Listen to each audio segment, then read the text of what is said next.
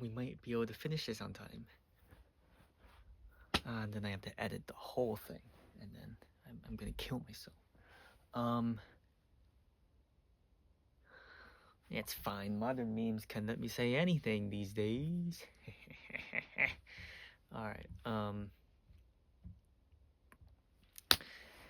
so this is the last section where we finally get to compare the Arendtian notion of the polis. Am I on screen? Where we finally get to my fucking hair. Where we finally get to compare the Arendtian notion of the polis against modern memes. Now, I want to use the polis because it is kind of a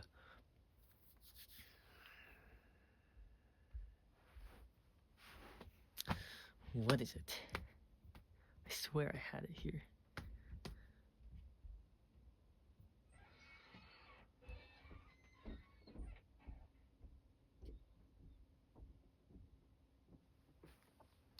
Because, so I want to use the Arendtian notion of the polis because it is kind of a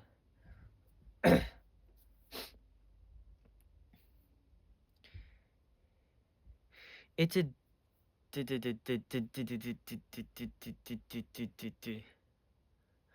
because it is kind of a standard that we can use to represent what political action looks like. What does it mean for meaningful political action to appear? Like, what needs to happen? All right.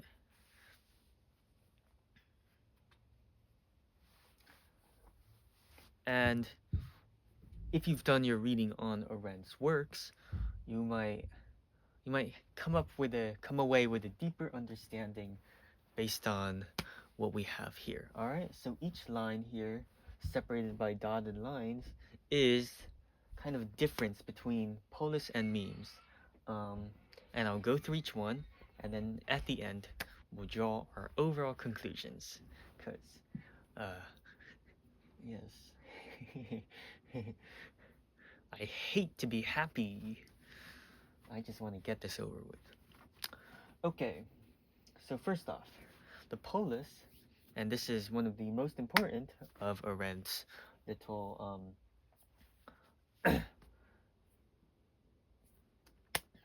I am stumbling with my words.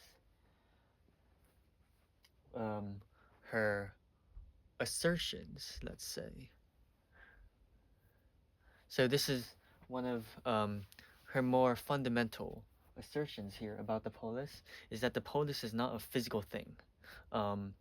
It exists purely as a relationship between multiple people, all right? And so this relationship is defined by the ability of these people to act and speak together, right? However, memes exist on the boundary between the real and digital realms. Like, that's the idea of the post-digital, and they come about through constant evolution and mutation. Now that's, I don't know if this might be a bit imperfect because I'm comparing, you know, a purely conceptual, not conceptual, but immaterial idea with something that is a bit more material, at least in the digital, in the real and digital realms. Maybe I should put here the idea of the in-group and out-group dynamic, although I do put it here. But memes, on a more accurate or more direct comparison with this network of human relationships, foster this idea of a in-group and out-group dynamic. You've heard thousands of times me saying it, in which, of course, they're united. They are a network of human relationships, just like the polis. And you can say it's where people act and speak together, although the notion of acting is something that is very specific to the Arendtian definition of acting. It's one of those words that Arendt puts a new spin on in a philosophical sense. So we'll get to that right now. Um, so what action is? It is where people meet and speak and reveal themselves. They deliberate. They use this notion of the polis to enact change in the political sphere through this act of meeting and talking amongst themselves and revealing themselves to others. And this is what constitutes political change. Now, memes are kind of different because the spheres in which memes proliferate is fundamentally anonymous. So this goes back to something like meme stealing. So meme stealing was the rage, and kind of is the rage nowadays. But back in the day when memes were just in their infancy, yes, me, being the old person, I remember all this. Memes kind of were tied, not really tied, but there kind of was this notion of a meme being kind of tied to its creator, in the sense that if you were to screenshot it and download it, or like repost it to others, you would say that's like, yeah, hey, that's meme stealing. And that kind of goes in tandem with other things like YouTube comments. You'd often see a YouTube comment being copied and pasted by another user, and people would say, hey, that's a comment, or this was done by a bot, or something like that. But now it's like the lax rules of the internet mean that not only are memes just copied and copied on a digital scale, such that meme stealing is practically just all over the place. It is kind of the fact that memes are not tied to their creators as they used to be. So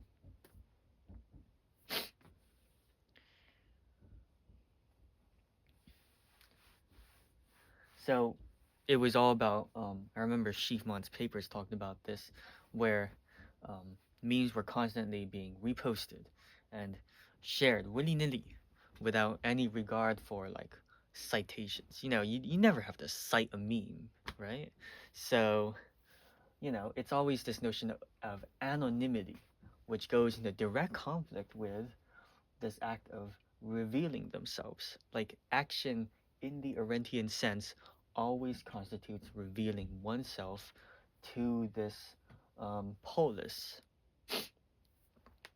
And this goes a step further because the digital sphere is kind of the space in which you are locked behind a screen. Not really locked, but like you are protected by the screen. Like, I know there's all this about doxing and like revealing people's personal data. People's personal data is kind of like intricately tied with their online selves. But still, there is some difference between the person and how they are in the digital sphere, right? Like, kind of in a sense, they're like the whole notion of ironic memes is that, or like offensive memes, so to speak, is that you have this meme that says something just totally vile, something totally racist, like sexist, against all sorts of minorities, all that. But the person that made it doesn't think that. It's just they think that the ironic nature of the meme is funny. They like that it's so ironic, so like, I remember there's this expression called out of pocket, yes. They like it that it's so out of pocket, and that's what makes it funny. It's not a relatable meme in the sense that the person that made it is also deeply racist or sexist. So there is this difference between the person and the memes they create, or like the person and their presence on the online sphere. It's all this sort of difference, such that the person is never really revealed. Okay. So now, the third one, freedom can only occur within the polis. And this goes in tandem with action, namely, give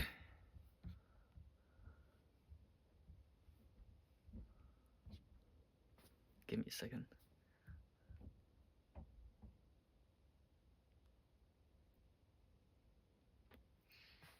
Okay.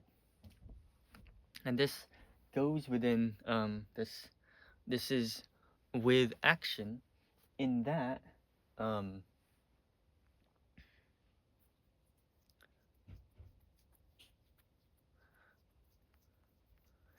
it constitutes the it's kind of like it goes with action in that freedom is kind of the ability. Hello?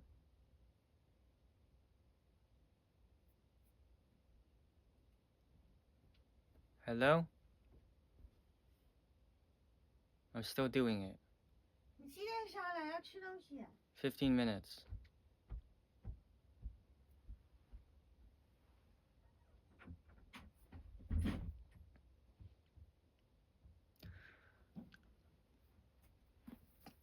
Alright.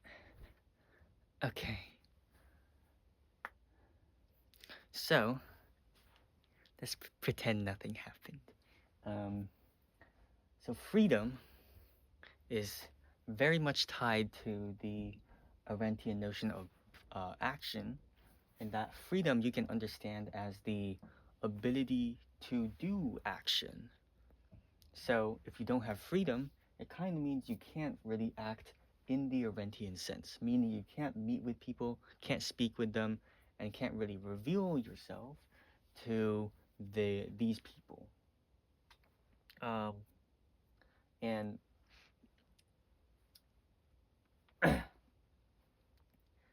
honestly,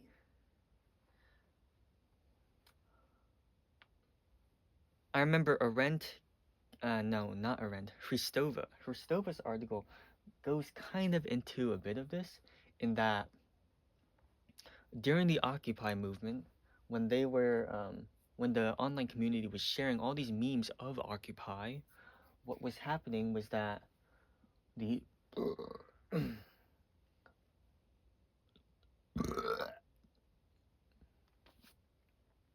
the online community was kind of creating this semblance of freedom or free will. Hristova describes it as like a semblance of like democracy. It's kind of like a mimicry of democracy, how the online community was sharing all these memes, although the real democracy, that like the real push for greater equality, that is the Occupy movement itself, was being crushed in an autocratic sense. That means democracy, in the sense of the Occupy movement's push, was being suppressed. So democracy in the real world was being suppressed, whereas the online community felt that it had a sense of greater democracy through this rapid proliferation of memes, of this free will to just create, edit, and share memes willy-nilly. But this is a semblance of free will. That means, just like in the example in the Hristova article, the freedom that making and sharing memes brings is not equivalent to freedom in the political sphere, because as we said before, this digital world has no is very much separating your personas, such that action doesn't really appear. I feel like I'm just like taking all these concepts and just stretching them out like cheese, such that you guys get bored. And like, when you bite into a heated cheese sandwich, when the cheese is melted, and you like bite, and then like this huge string of cheese appears, and you're like trying to stretch it out, having it like break, but it never breaks.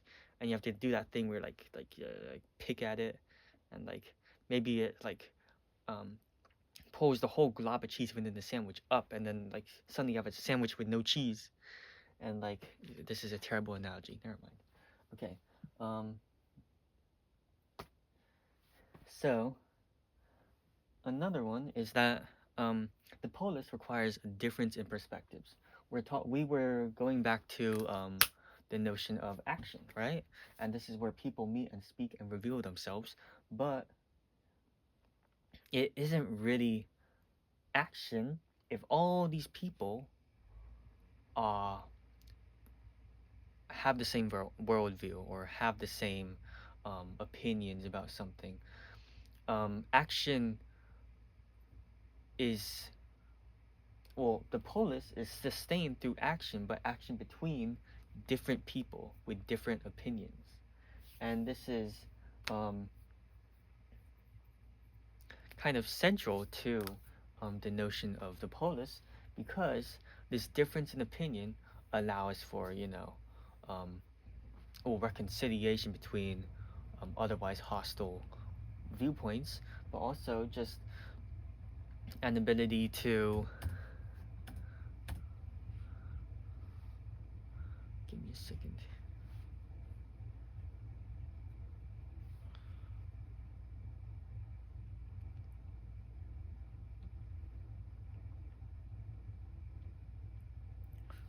Yeah, give me a second.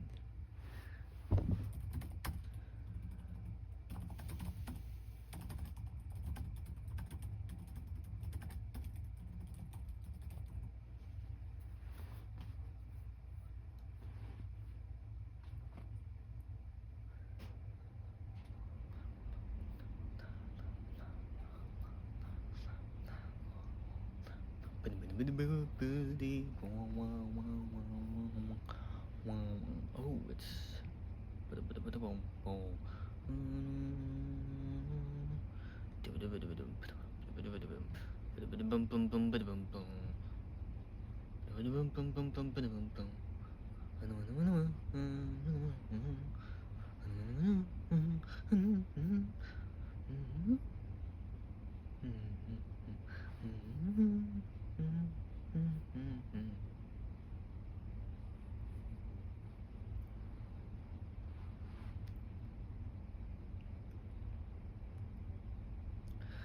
oh, okay. From the top of my head, um, different perspectives are needed in action, because it is precisely this different perspective that is being revealed through action.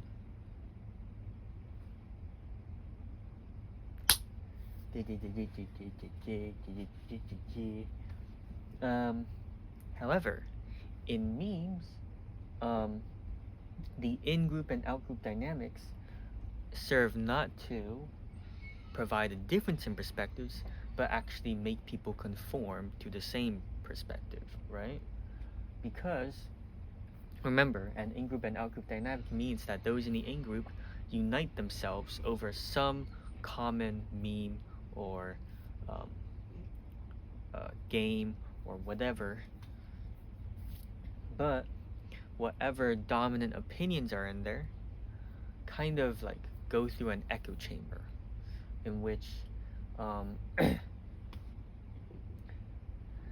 in which those opinions are kind of nurtured and everyone else is kicked out. So what happens is, you've got these people that all believe the same thing, and now there is no difference in perspectives and there is no action. And then people have often speculated in the articles about the assassination of Charlie Kirk that the assassin Tyler Robson was part of some hyper online in group that just kept on building their common opinions to the point where everything else, like social skills, perception, became calcified, and their views became more extreme, which eventually led to them wanting to kill Charlie Kirk. And then we have a separation from necessity. So Arendt goes into this distinction between the public and private spheres, in which the private sphere is dominated by what is called labor. So labor is another one of those terms that she creates a unique meaning for, in which labor is the mere act of sustaining yourself biologically, in which you need food, you need water, maybe you need to exercise, sure. All those correspond to yourself sustaining yourself biologically, so it's not action, it's labor. And that's contained purely within the private sphere, in what, at least in the um, notion of public and private spheres that Arendt espouses. However, action is purely in the public sphere, meaning when you go into the polis, you leave all that stuff about sustaining yourself biologically at home.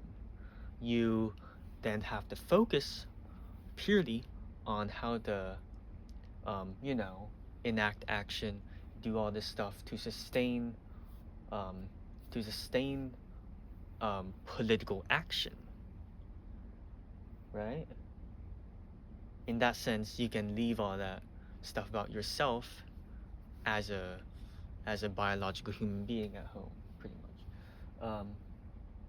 However, and this is really key, Arendt also does not like it when the social sphere arises. So the social sphere is this mixing up of the public and private spheres. It's kind of blurring the lines between them. And this blurring of lines is not wanted because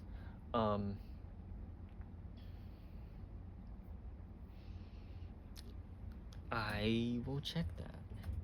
It's on the tip of my tongue, but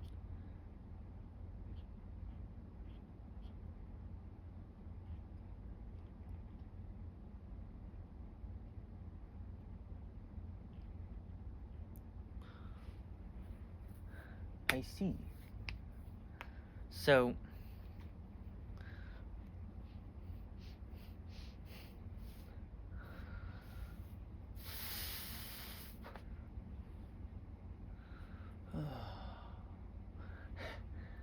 just sad and tired, man. So Arendt just does not like it when the social sphere dominates because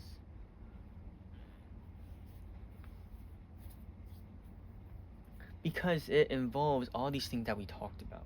For one, it involves it doesn't involve multiple perspectives. It specifically involves the conforming of oneself to the masses. You wouldn't see someone, you wouldn't see multiple people bringing out their different viewpoints.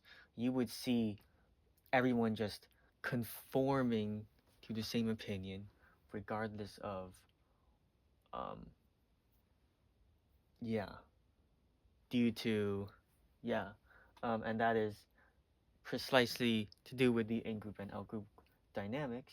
And what other thing it does is that it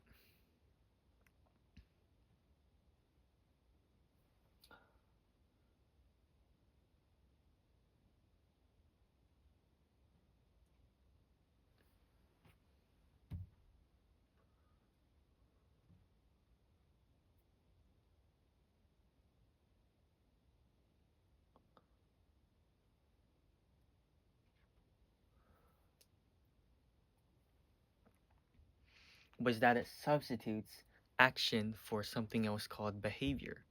And behavior is it well it has a lot of the stuff that memes represent. Um, Here, memes repeat themselves, they evolve, they proliferate, and behavior is all about repetition, kind of like um, biological repetition, right? So um, kind of like the public and private spheres, they're mixing together means that people treat dealing with the public sphere like they would do the private sphere. So in the private sphere, it's all about constant repetition in order to sustain yourselves. You just need food, need water, next day, need food, need water, next day. And so in the public realm, it's kind of like memes where you always share and repost, maybe edit a few things and share it. It's all about repeating actions and it kind of becomes meaningless basically. And memes are kind of meaningless in the grand scale of politics. Um, and in a similar vein, it is very much um, anonymous. Memes are fundamentally anonymous, according to my board, in which um, in the private realm, it doesn't matter if you're like Abraham Lincoln, or if you're my neighbor, or if you're maybe even this the raccoon that lives in the sewers. You always need food and water and like some other stuff like maybe sunshine if you're a plant. But like um, you always need these um, basic needs irrespective of who you are. And that anonymity in the private realm is kind of like translated to the public realm, in which, you know, memes proliferating is fundamentally anonymous. Yeah, yeah, yeah, yeah. See what I'm getting at?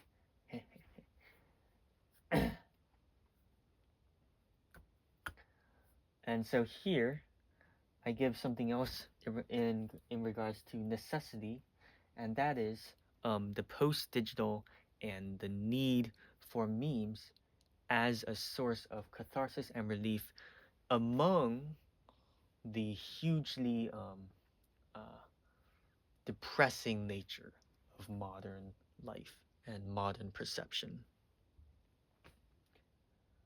Yeah.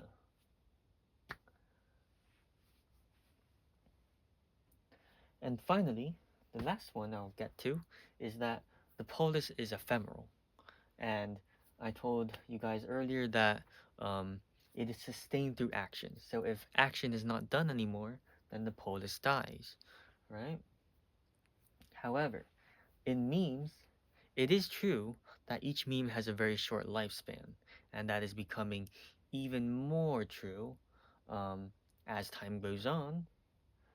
You often see memes with lifespans of mere weeks or days here. Um, However, the presence of memes, I would argue, um, does not die out like individual memes die out. And that is because memes spread and proliferate on such a scale that any any gap left by the dying of one meme is immediately taken up by another meme. Remember the 6-7 meme, how that was immediately um, followed up by the 41 meme. And so you don't get a break when it comes to memes, and such that given that now there's a huge blanket of memes, like memes seem to be everywhere and like at every time, it gives you a level of constancy. At least the presence of meme gives you a level of constancy that kind of goes against this ephemeral nature of the polis. I know when you consider the whole thing, this nature of like being ephemeral isn't really like um, that groundbreaking when compared to the Arendtian notion of the action, but still, it kind of like cements the fact that memes and the polis are fundamentally different things, and you could even say that memes are a are very much like squarely in the social sphere that Arendt just does not like, in which public and private realms are mixed together, and um, mass behavior replaces individual and political action.